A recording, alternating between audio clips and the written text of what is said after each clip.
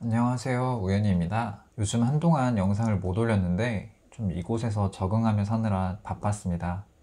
아일랜드에서 생활하려면 일이 좀 필수이다 보니까 파트타임으로 일하며 열심히 살고 있습니다. 사실 20대 초반에 좀 다양한 아르바이트를 해봤어서 웬만한 일은 다 잘해낼 수 있을 거라고 생각했는데 이게 막상 해보니까 좀 예전 같지 않더라고요. 다행히 지금은 한 곳에서 꾸준히 일을 하고 있지만 자리를 잡기 전까지는 좀 고생이 많았습니다.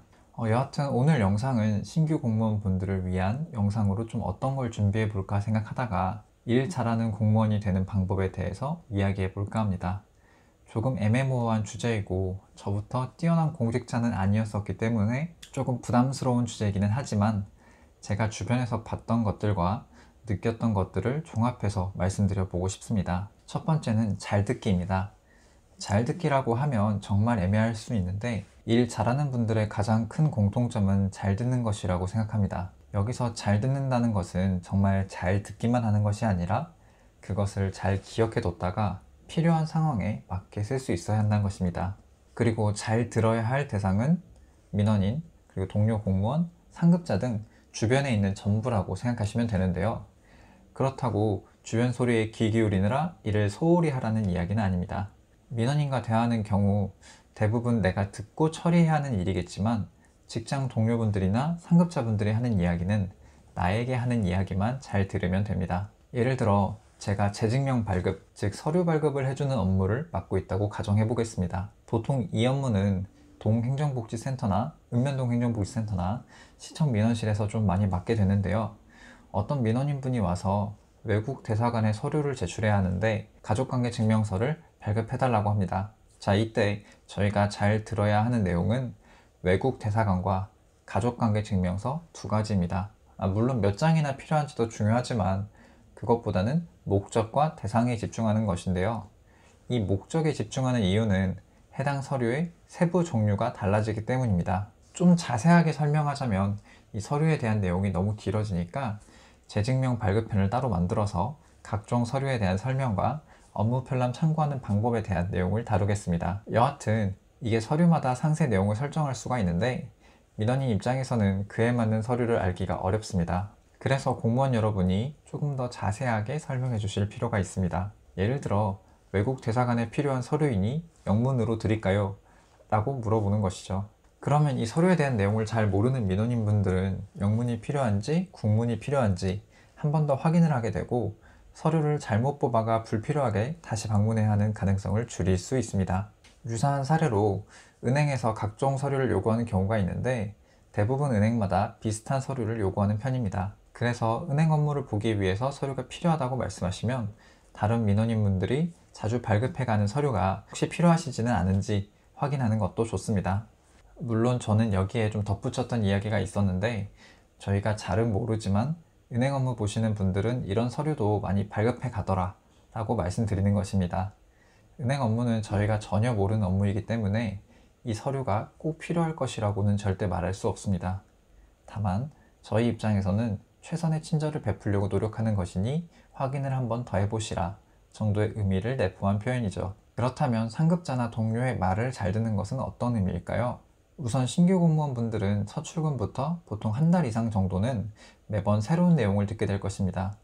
그래서 업무 인수인계이든 간단한 노하우나 조언들이든 잘 들어둘 필요가 있습니다. 그리고 배우는 사람이 열성적이어야 가르쳐주는 사람도 잘 가르쳐줄 수 있으니까요. 기본적으로 업무를 처음 배울 때는 공책이나 수첩에 필기를 하는 것이 좋습니다. 이게 사실 처음 들었을 때는 무슨 말인지 알기가 정말 어렵습니다. 말로 배우는 것보다 직접 해보는 것이 훨씬 빠르니 이제 알려주시는 것들을 잘 기록해뒀다가 하나하나 해보면서 배우는 것이 좋습니다. 두 번째는 자습이라는 건데요. 이 자습이라는 표현이 학생 때 굉장히 많이 들었던 표현이죠. 자습이 중요한 이유는 우리가 일을 빨리 배우기 위해서도 있지만 일에 대한 집중력을 높이기 위해서이기도 합니다. 우리가 이제 흔히들 공무원은 원칙에 따라서 일을 한다라고 하는데 이게 그만큼 공무원 업무는 어느 정도 틀을 가진 업무가 많다는 뜻이기도 합니다. 그리고 이 틀을 위해서 근거에 따라서 일을 해야 되고 법에 따라서 일을 해야 하는데 신규 공무원 분들 입장에서는 하나도 아는 게 없으니까 이 자습이 굉장히 많이 필요해집니다.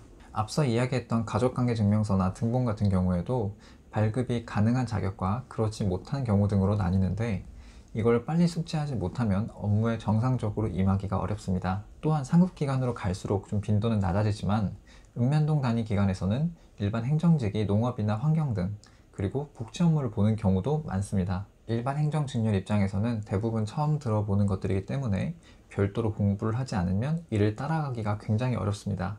요령이나 센스가 좋은 사람들은 큰 공부 없이도 잘 따라가기도 하지만 일반적으로는 많이 힘든 편입니다. 그러니 본인이 업무에 대해서 스트레스를 많이 받는 편이라면 별도로 업무에 필요한 공부를 할 것을 권해드립니다. 이 자습을 하는 방법은 해당 업무 선임자에게 추천을 받거나 전체적으로 업무를 파악한 뒤에 필요한 부분을 보충하는 것이 좋습니다. 특히나 이제 우리가 법률을 공부해야 하는 경우에 법률 전체를 보는 것은 굉장히 비효율적인 방법입니다. 업무에 따라 필요한 부분을 공부해 가면서 추가적으로 필요한 부분이 있다면 보충하는 것이 좋습니다. 저는 이 자습이 좀 부족한 편이었는데 그렇다 보니까 가끔 업무를 따라가기가 힘든 경우가 있었습니다. 그럴 때마다 법률이나 편람을 찾아가면서 했는데 이 일을 잘 하시는 분들은 자습을 미리 해서 잘 알고 계시는 경우가 많은 것 같습니다. 이제 세 번째는 멘탈이라고 생각합니다. 여기서 갑자기 멘탈이라고 말하니까 무조건 멘탈이 강해야 한다는 의미인가 라고 생각하실 수 있습니다. 하지만 여기서 멘탈이라는 것은 전반적인 마음가짐을 의미합니다. 제가 말씀드리고 싶은 마음가짐은 업무에 대한 적극성,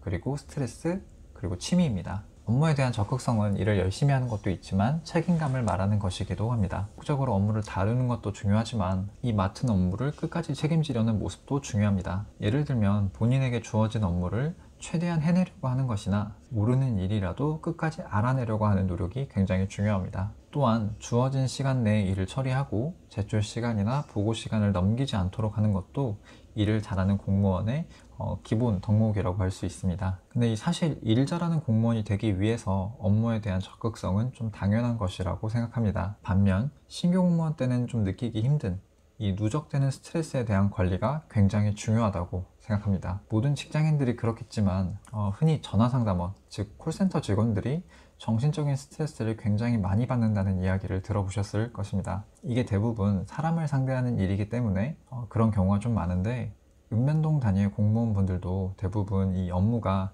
사람을 상대하는 일이 많다 보니까 정신적인 스트레스가 좀 굉장히 많이 그리고 빨리 쌓이는 편이라고 생각합니다. 이건 제 개인적인 생각이고 제가 주요 부서에서 근무한 경험은 없기 때문에 그런 부분에 있어서 잘 모르는 것일 수도 있지만 일로 스트레스가 쌓이는 것과 사람에 의해서 스트레스가 쌓이는 것은 좀 다른 종류의 스트레스라고 생각합니다. 일이 많아서 쌓이는 경우에는 일이 끝나면 좀 어느 정도 해소가 되는데 사람에 의해서 받는 스트레스는 상처로 남는 경우가 많아서 후유증을 남기는 경우가 있다고 좀 생각합니다.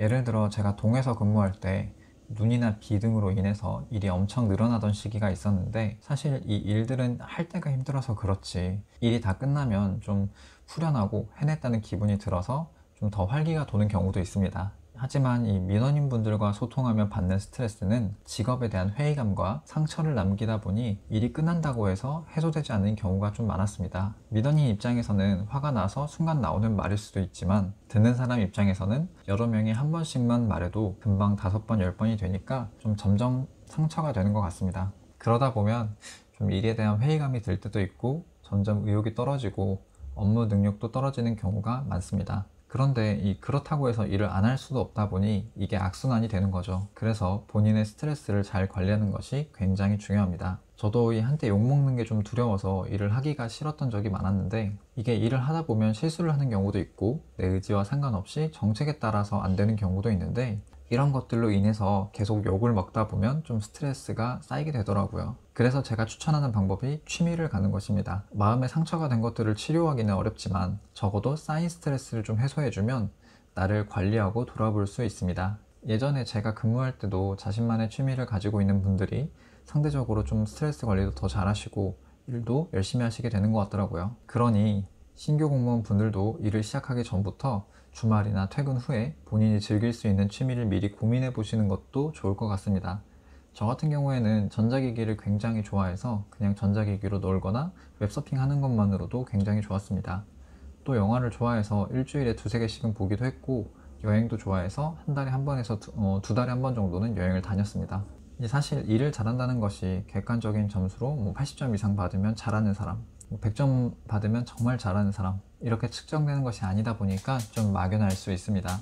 또 나는 일을 잘하고 싶어서, 인정받고 싶어서 꾸준히 노력하는데도 계속 욕만 먹고 마음대로 잘 안 될 수도 있습니다. 저도 그래서 지금은 퇴사를 했지만 일을 하던 당시에는 고민이 많았습니다. 하지만 돌이켜 생각해보면 막상 중요한 것은 내 스스로가 아니었나 싶습니다. 내가 최선을 다했고 내 결과에 자부심이 있다면 누가 뭐라 하든 여러분은 적어도 스스로에게는 일을 잘하는 사람이 아닐까요? 오늘도 영상 봐주셔서 감사드리고 다음 영상에서는 더 좋은 내용으로 찾아뵙도록 하겠습니다. 감사합니다.